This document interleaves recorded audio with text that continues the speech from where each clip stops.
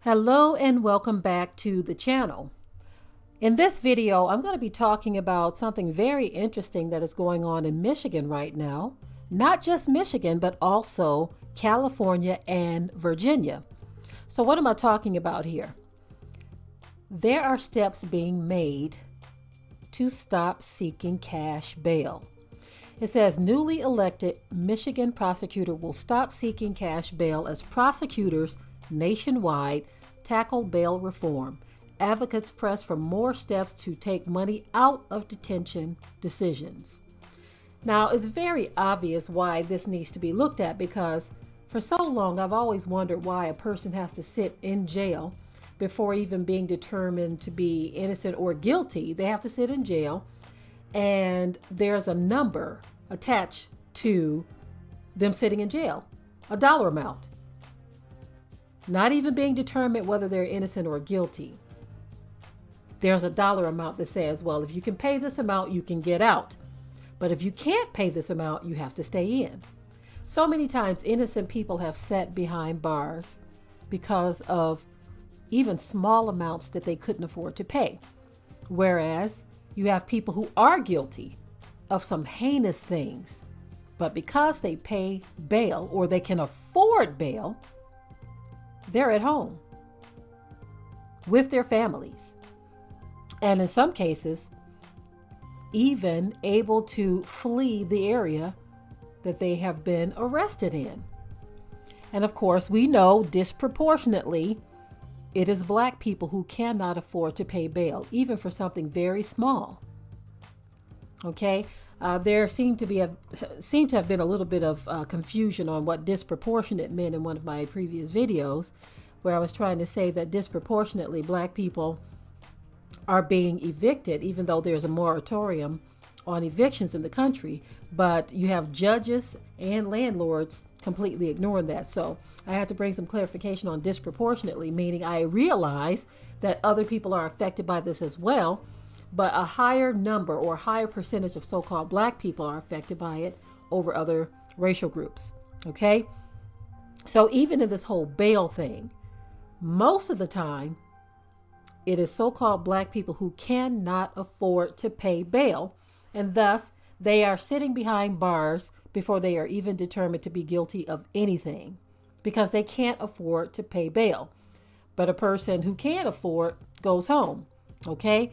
And so I like this policy. I think it's definitely something that should be considered because it makes it a lot more fair in regards to, let's say, Dylan Roof, for instance.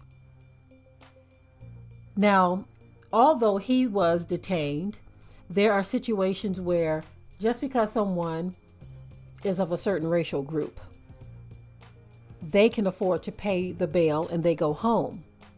Okay? I know they took it off the table for him, but there are others like him who were able to bail out. I believe the 17-year-old who killed 2 and shot 1, there was a nationwide outcry and support for him, and he was able to bond out. A whole bunch of people raised a whole bunch of money to get him out of jail. Whereas you'll have a young Black teenager who committed a very petty crime who can't even afford to pay a few $1,000s. And so he sits behind bars. And so this system, I think, is a good idea.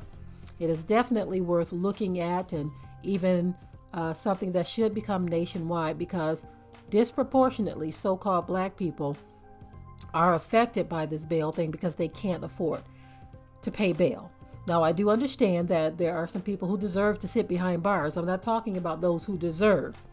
I'm talking about small petty crimes that people can't even afford to pay bail for. Now, there's another layer to this that I was thinking about. I said to myself, right now the country is in a crunch. a financial bind. So much is happening right now. And when you have tens of thousands of people nationwide sitting in jailhouses because they couldn't afford to pay bail, that's more money that you have to pour into the system because you have to feed these people and house them. And you have to have staff that's literally going to babysit them. And so my thinking is this: are these policies also a way to save cities and counties cash for having to take care of people who are in many cases in there for something very small? Is this a move to save cash, or is this a care move? Is this something that's being done because people are starting to care? I'm curious to know what your thoughts are in the comment section. Do you think it's a care move, or is this something they're doing to save money? Okay.